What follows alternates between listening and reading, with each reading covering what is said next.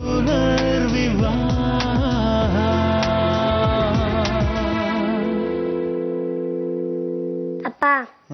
ಅಪ್ಪಿ ಅಪ್ಪು ಹೇಳು. ಅಪ್ಪ ತಾತ ಯಾಕೆ ನಮ್ಮಲ್ಲಿ ಅಷ್ಟೊಂದು ಸಿಟ್ ಮಾಡ್ಕೊಂಡಿದ್ದಾರೆ? ಅವ್ರು ನಮ್ಮನ್ನ ಯಾವತ್ತೂ ಫರ್ಗಿವ್ ಮಾಡಲ್ವಾ? ಹಾಗೇನಿಲ್ಲ. ಈಗ ನೀನು ತಪ್ಪು ಮಾಡಿದಾಗ ಸ್ಕೂಲಲ್ಲಿ ಟೀಚರ್ ನೀನು ಪನಿಷ್ ಮಾಡ್ತಾ ಇರ್ತಾನೆ. ಕ್ಲಾಸ್ ಇಂದ ಹೊರಗಡೆ ಹಾಕ್ತಾರೆ. ಪನಿಷ್ಮೆಂಟ್ ಪೂರ್ತಿ ಆದ್ಮೇಲೆ ಒಳಗಡೆ ಕರೀತಾ ಇರ್ತಾನೆ. ಹೌದು. ಇದು ಹಾಗೇನೆ. ಅಪ್ಪ ಅಮ್ಮನ ಪನಿಷ್ಮೆಂಟ್ ಪೂರ್ತಿ ಆಗಿದ ತಕ್ಷಣ ತಾತ ನಮ್ಮನ್ನೆಲ್ಲರನ್ನು ಮನೆ ಒಳಗಡೆ ಕರೀತಾರೆ. ಅಂದ್ರೆ ನಾವು ಬೇಗ ಒಳ್ಳೆಯವರಾಗ್ಬಿಡೋಣ. ಅವಾಗ ತಾತ ನಮ್ಮ ಪನಿಷ್ಮೆಂಟ್ ನ ವಾಪಸ್ ತಗೊಂಡ್ಬಿಡ್ತಾರೆ. ಕರೆಕ್ಟ್. ಈಗ ಮಲ್ಕೋ. ಸಾಕ್ಷಿ ಜರ್ಗೆ.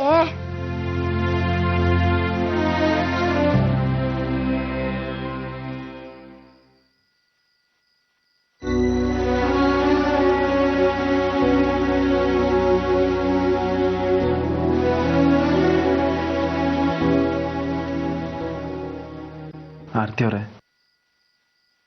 ನಾನು ಮನೆಯವರಿಂದ ದೂರ ಆಗಿರೋದು ನಿಮ್ಮಿಂದ ಅಂತ ನೀವು ಗಿಲ್ಟ್ ಫೀಲ್ ಮಾಡ್ಕೊಂಬೇಡಿ. ಇದೆಲ್ಲ ಆಗಿದ್ದು ನನ್ನಿಂದ ತಾನೆ.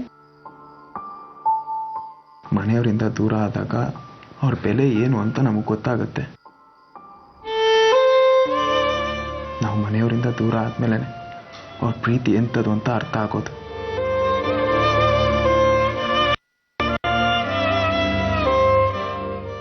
ಆದ್ರೆ ಮಕ್ಕಳು ಅವ್ರು ಯಾವ ತಪ್ಪು ಮಾಡಿಲ್ಲ. ನನ್ನಿಂದಾಗಿ ಅವ್ರ ಅಜ್ಜ ಅಜ್ಜಿಯಿಂದ ದೂರ ಇರಬೇಕಾಗಿದೆ. ನೀವೆಷ್ಟೇ ಮುಚ್ಚಿಟ್ರು ನಿಮ್ಮ ಮನೆಯವರಿಂದ ನೀವು ದೂರ ಆಗಿದ್ದಕ್ಕೆ ನೋವು ಅನುಭವಿಸ್ತಾ ಇದ್ದೀರ ಅಂತ ನನಗೆ ಗೊತ್ತು.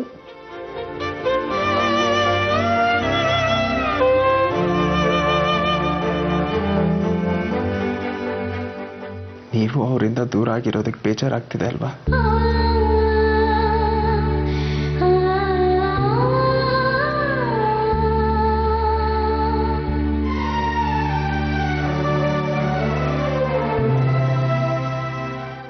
ಈಗ ನನಗೆ ನಿಮ್ಮ ಅಗತ್ಯ ಇದೆ ಆರ್ತಿ ಅವರೇ. ನೀವು ನನ್ನ ಜೊತೆಗಿದ್ರೆ ಅದು ಎಂಥ ಕಷ್ಟ ಆದ್ರೂ ನಾನು ಎದುರಿಸ್ತೀನಿ ಅನ್ನೋ ಭರವಸೆ ನನಗಿದೆ. ನಾವು ಮಕ್ಕಳ ಬಗ್ಗೆ ಯೋಚನೆ ಮಾಡೋಣ. ಅವರಿಲ್ಲದ ಜೀವನ ನಮ್ಮ ಶೂನ್ಯ. ಅವ್ರಿಗೆ ಏನ್ ಬೇಕಾದ್ರೂ ಕೊಡ್ಸೋಣ, ಅವ್ರು ಕೇಳಿದ್ದನ್ನೆಲ್ಲ ಮಾಡೋಣ. ಆಗ ಅವ್ರಿಗೆ ಅವ್ರ ಅಪ್ಪ ಅಮ್ಮ ಪ್ರಪಂಚದಲ್ಲೇ ದಿ ಬೆಸ್ಟ್ ಅಂತ ಹೆಮ್ಮೆ ಪಡ್ತಾರೆ.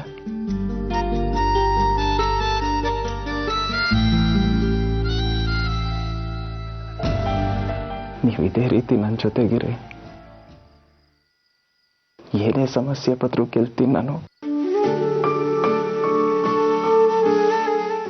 ನಾವು ತಪ್ಪು ಮಾಡಿಲ್ಲ ಅಂತ ಸಾಬೀತು ಮಾಡಬೇಕು. ಆಗ ಅಪ್ಪ ಅಮ್ಮನ ಸಿಟ್ಟು ಕಡಿಮೆ ಆಗುತ್ತೆ, ನಮ್ಮನ್ನ ಕ್ಷಮಿಸ್ತಾರೆ. ಹಾಗಾಗಬೇಕು ಅಂದ್ರೆ ನಾವು ಈ ರೀತಿ ಬೇಜಾರು ಮಾಡ್ಕೋಬಾರ್ದು. ಏನೇ ಕಷ್ಟ ಬಂದರೂ ನಗ್ನಗ್ತಾ ಸಾಲ್ವ್ ಮಾಡ್ಕೊಬೇಕು. ಆಗ್ಲೇ ಎಲ್ಲ ಸರಿ ಹೋಗೋದು.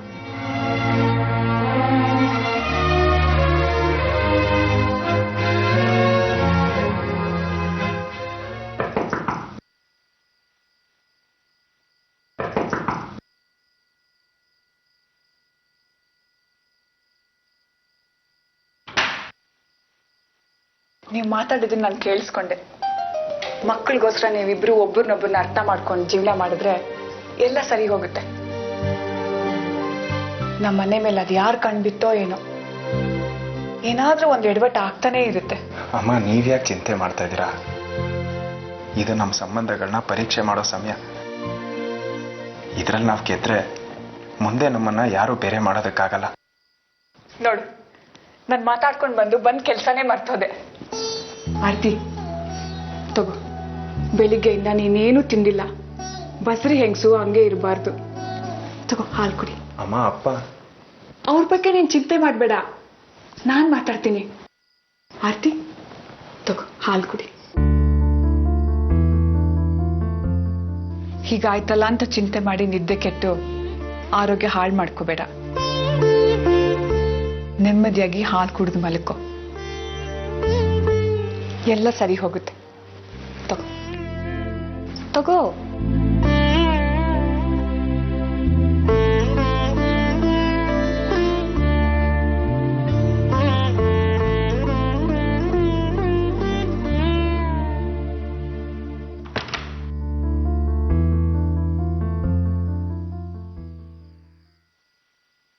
ನೋಡಿದ್ರೆ ಆರ್ತಿ ಅವರೇ, ಒಳ್ಳೆತನಕ್ಕೆ ಗೌರವ ಇದೆ ಅನ್ನೋದಕ್ಕೆ ಇದೇ ಸಾಕ್ಷಿ.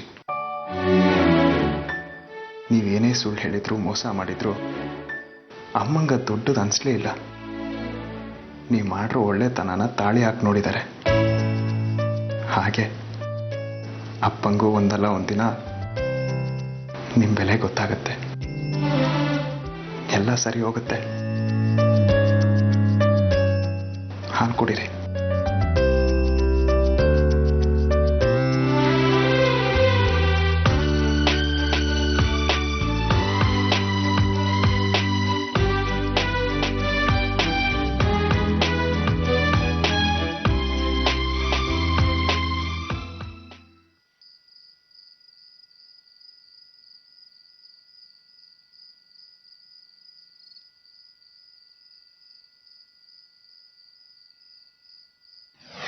ನಾನು ಎಷ್ಟು ದಿನ ಈ ತರನೇ ಒಂದು ಕಾರ್ ತೊಗೊಳ್ಳೋಣ ಅನ್ಕೊಂಡಿದ್ದೆ.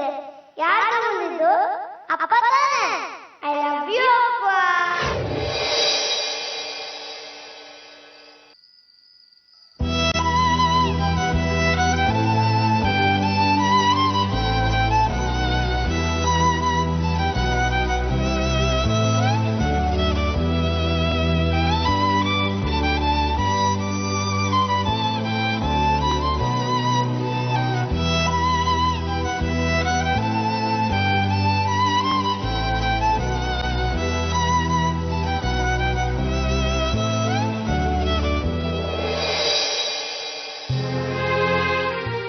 ನನ್ನ ಸಂತೋಷನ ಬೇರೆಯವ್ರಿಗೆ ನಾನು ಹೇಗೆ ಬಿಟ್ಕೊಡ್ಲಿಮ್ಮ? ಕೈಲಾಗದೇ ಇರೋನು ಕೂಡ ಅದೃಷ್ಟ ಕೈ ಬಿಟ್ಟು ಹೋದಾಗ ಹೊಸ್ತ್ರ ಹಿಂದೆ ಹೋಗ್ತಾನೆ. ನಾನು ಬೇರೆ ಮದುವೆಯಾಗಿ ಸಂಸಾರ ಶುರು ಮಾಡೋಕ್ಕಾಗಲ್ಲ. ನನಗೆ ನನ್ನ ಮನೆ, ನನ್ನ ಸಂಸಾರ, ನನ್ನ ಮಗ ಆದಿತ್ಯ ವಾಪಸ್ ಬೇಕು.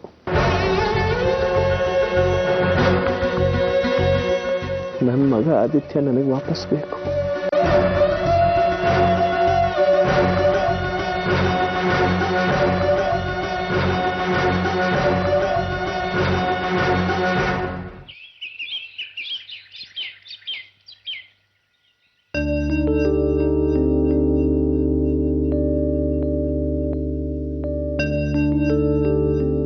ಗುಡ್ ಮಾರ್ನಿಂಗ್ ಅಪ್ಪ.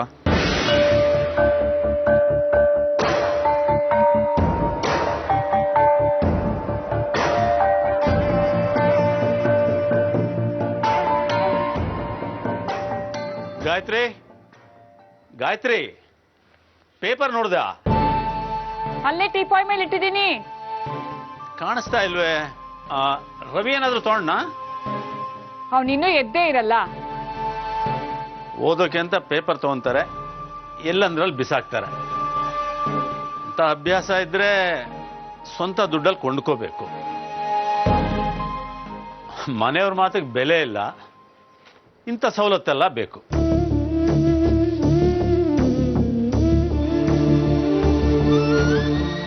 ನೀವು ಕುಡಿದ್ರಲ್ಲ, ಅದು ಸೂರ್ಯನ್ಗೆ ಅಂತ ತಂದಿದ್ದು. ಬೆಳಗಾಗೆದ್ದು ಅವನು ಕಾಫಿ ಕುಡಿಯೋ ಅಭ್ಯಾಸ ಇದೆ. ಅಭ್ಯಾಸಗಳನ್ನ ಬದಲಾಯಿಸ್ಕೊ ಅಂತ ಹೇಳು.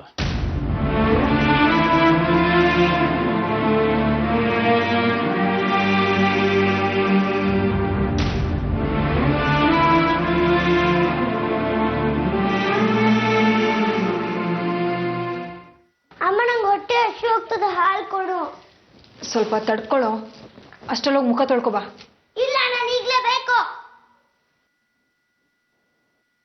ಹೇಳಿದ್ ಕೇಳಿಸಿಲ್ವಾ? ಸುಮ್ಮನೆ ಹಠ ಮಾಡಬೇಡ, ಹೋಗಿ ಮುಖ ತೊಳ್ಕೊಬಾ.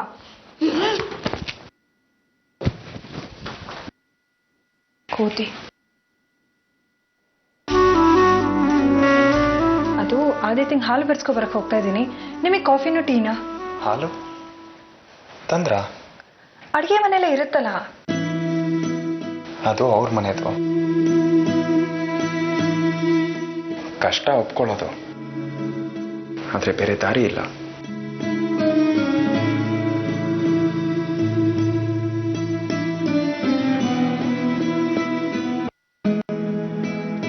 ಇದೆಲ್ಲ ಆಗಿದ್ದು ನನ್ನಿಂದಾನೆ.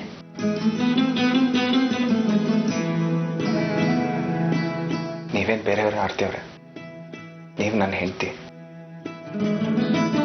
ಇದಕ್ಕೆಲ್ಲ ಕಾರಣ ನೀವು ಅಂತ ಅನ್ಕೊಂಬಿಡಿ. It's a face. ನಿನ್ನೆವರೆಗೂ ಚೆನ್ನಾಗಿದ್ವಿ, ಇವತ್ತು ಹೀಗಾಗಿದ್ದೀವಿ, ಮತ್ತೆ ನಾಳೆ ಚೆನ್ನಾಗಾಗ್ತೀವಿ. ನಂಬಿಕೆ ಇದೆಯಾ? ಯಾರೇ ನನ್ನನ್ನು ದೂರ ಮಾಡಿದ್ರು ನೀವು ನನ್ನನ್ನು ದೂರ ಮಾಡಲ್ಲ ಅನ್ನೋ ನಂಬಿಕೆ ನನಗಿದೆ.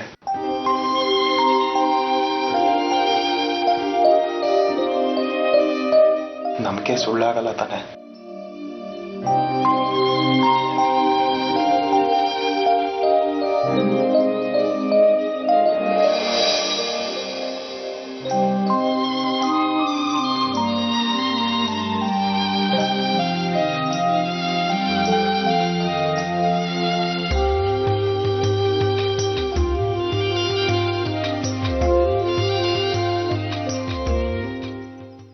ಮಗನ್ಗೂ ಸೊಸೆಗೂ ತೊಂದರೆ ಆದ್ರೂ ಪರವಾಗಿಲ್ಲ, ನಾನು ಮಾತ್ರ ನನ್ನ ಗಂಡನ ಮಾತು ಬೀರಲ್ಲಪ್ಪ.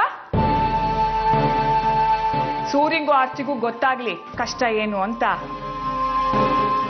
ಇದೆಲ್ಲ ಅವ್ರ ಮದ್ವೆಲ್ ಬಂದಿರೋ ವಸ್ತುಗಳು, ನಾವ್ಯಾಕೆ ಉಪಯೋಗಿಸ್ಬೇಕು? ಯಾರೋ ಉಪಯೋಗಿಸ್ತಾರೆ ಅಂತ ಸೂರ್ಯ ಯಾಕೆ ಅನ್ಕೋಬೇಕು? ಅದಕ್ಕೆ ಇದನ್ನೆಲ್ಲ ಅವ್ರಿಗೆ ಕೊಟ್ಬಿಡ್ತೀನಿ. ಅಹಲ್ಯ, ಇದನ್ನೆಲ್ಲ ಚಂದನ್ ಕೈಲಿ ಕ್ಲೀನ್ ಮಾಡಿಸಿಟ್ಬಿಡು, ಆಯ್ತಾ? ಅಹಲ್ಯ, ಹಾಗೆ ಹಣ ಕೊಡಿಸ್ಬಿಡು. ನಮ್ಮನೆ ಕೆಲಸದವನು ಅವ್ರ ಮನೆಗೆ ಯಾಕೆ ಬಿಟ್ಟಿಯಾಗಿ ಕೆಲಸ ಮಾಡ್ಬೇಕು? ಅದ್ಗೆ ತುಂಬಾ ಬದಲಾಗ್ಬಿಟ್ರಿ ನೀವು. ನನಗೆ ನನ್ನ ಗಂಡನೇ ಮುಖ್ಯ.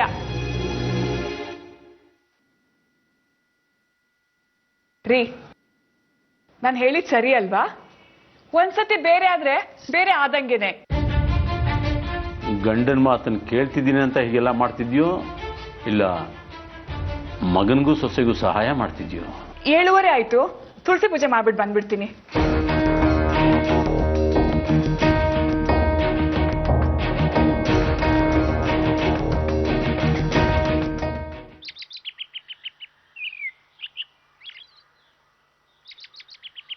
ಯಾಕೆ ನಿಂತ್ಕೊಂಡ್ಬಿಟ್ಟೆ? ಬಾ, ನಿನ್ ಪಾಡಿಗೆ ನೀನ್ ಪೂಜೆ ಮಾಡ್ಕೊ.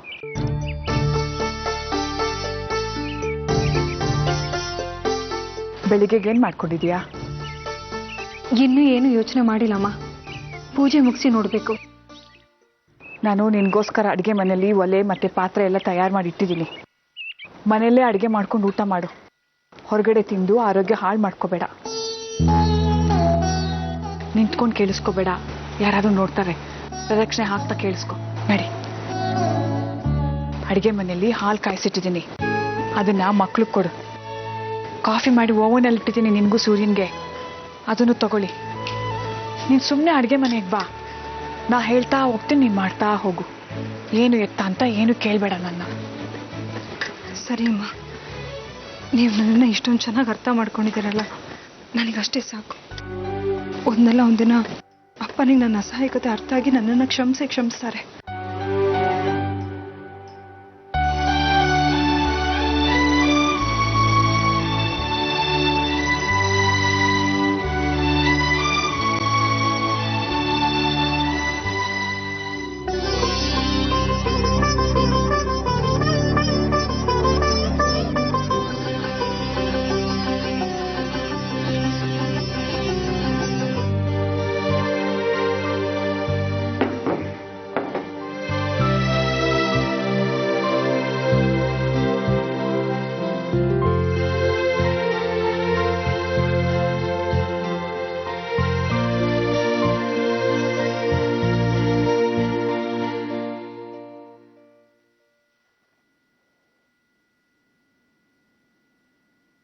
ಶೋಭಾ, ತಟ್ಟೆ ಮುಂದೆ ಕೂತ್ಕೊಂಡು ಏನು ಯೋಚನೆ ಮಾಡ್ತಾ ಇದೀಯಾ? ಯಾಕೋ ಆರ್ತಿ ತುಂಬಾ ನೆನಪಾಗ್ತಾ ಇದ್ದಾಳೆ ರೀ. ನಿನ್ನೆ ಅವ್ರ ಮನೇಲಿ ಅದ್ರ ರಾದ್ದಾಂತಕ್ಕೆ ರಾತ್ರಿ ಊಟ ಮಾಡಿದಾಳೋ ಇಲ್ವೋ ಅವಳು? ಬಸ್ರಿ ಹುಡುಗಿ ಬೇರೆ. ಆ ಮಕ್ಕಳಿಗೂ ಏನಾದರೂ ತಿಂಡಿ ಗಿಂಡಿ ಮಾಡಿಕೊಟ್ಟಿದ್ದಾಳೋ ಇಲ್ವೋ? ನಮ್ಮ ಆದಿತ್ಯಂಗೆ ಪೂರಿ ಅಂದರೆ ತುಂಬ ಇಷ್ಟ.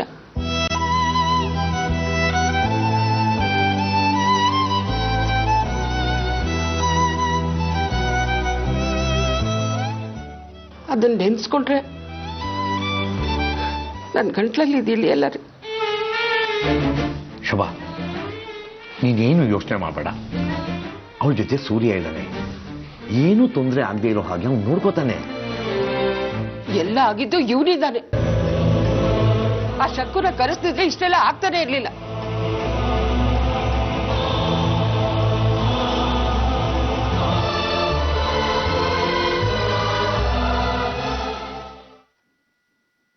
ಆದಿತ್ಯ, ಸಾಕ್ಷಿ, ಬನ್ನಿ ರೂಮಿಗೆ ಹೋಗೋಣ. ಬ್ರೆಡ್ ಜಾಮ್ ತಂದಿದ್ದೀನಿ. ಇಲ್ಲ, ನಾನು ಇಲ್ಲೇ ತಿಂತೀನಿ. ಹಠ ಮಾಡಬೇಡ, ರೂಮಿಗೆ ನಡಿ. ನಾನು ಇಲ್ಲೇ ತಿಂತೀನಿ ಅಂದೆ ಅಷ್ಟೇ.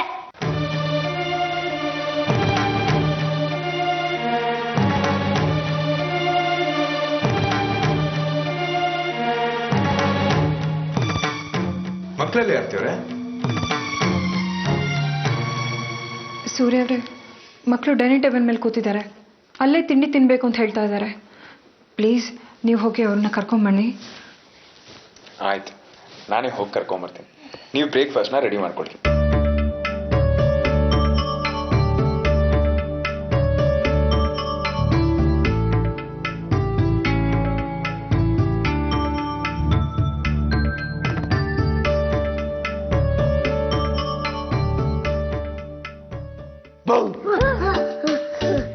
ಇಲ್ಲಿ ಕೂತ್ಕೊಂಡು ಏನ್ ಮಾಡ್ತಾ ಇದೀರಾ? ಇಲ್ಲ ತಾನೇ ತಿಂಡಿ ತಿನ್ನೋದು. ಅಯ್ಯೋ, ಹೊಸ ಸಿಸ್ಟಮ್ ಗೊತ್ತಿಲ್ವಾ ನಿಮ್ಗೆ?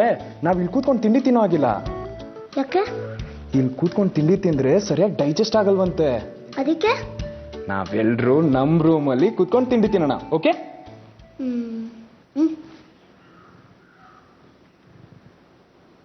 ನೀವ್ ಹೇಳ್ತಿದ್ದೀರ ಅಂತ ಬರ್ತಾ ಇದೀನಿ. ಚಲೋ ಪಾ, ಚಲೋ.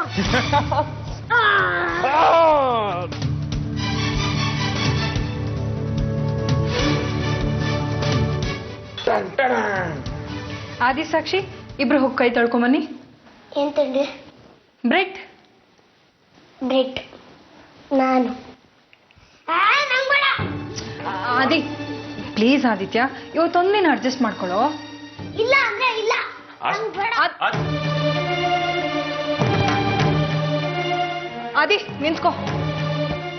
ಆದಿ, ಪುಟ್ಟಿ, ನೀನ್ ಕೈ ತೊಳ್ಕೊಂಡು ತಿಂಡಿ ತಿಂತಾರ. ನಾನು ಬಂದೆ.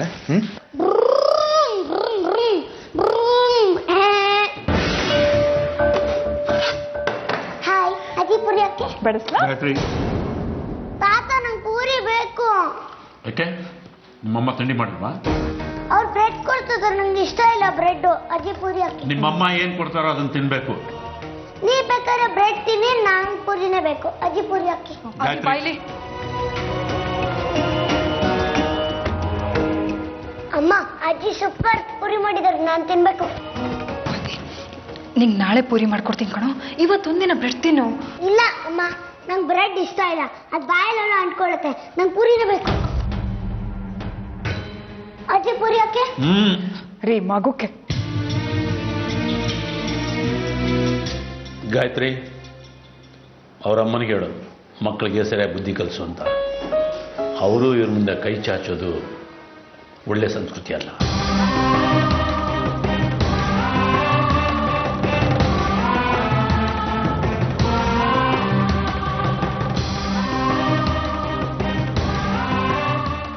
ಅದಿ, ನಿನಗೆ ಪೂರಿ ಬೇಕು ತಾನೆ? ನಾನು ಕೊಡಿಸ್ತೀನಿ ಬಾ.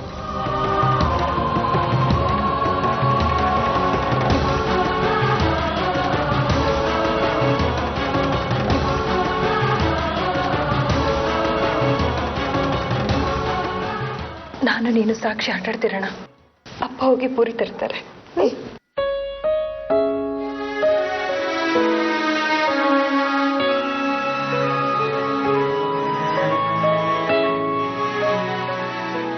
ಅಪ್ಪ, ನನಗಾಗಂತ ಕರಿಬೇಡ. ನೀವು ನನ್ನನ್ನು ಮಗ ಅಂತ ಅನ್ಕೊಳ್ದೇ ಇದ್ರೂ ಪರವಾಗಿಲ್ಲ, ಆದರೆ ನನಗೆ ನೀವು ಅಪ್ಪನೇ. ನೀವು ನನ್ನನ್ನು ಹೀಗೆ ದೂರ ಇಟ್ಟಿದ್ದೀರಂತ ನನಗೆ ಬೇಜಾರಿಲ್ಲ.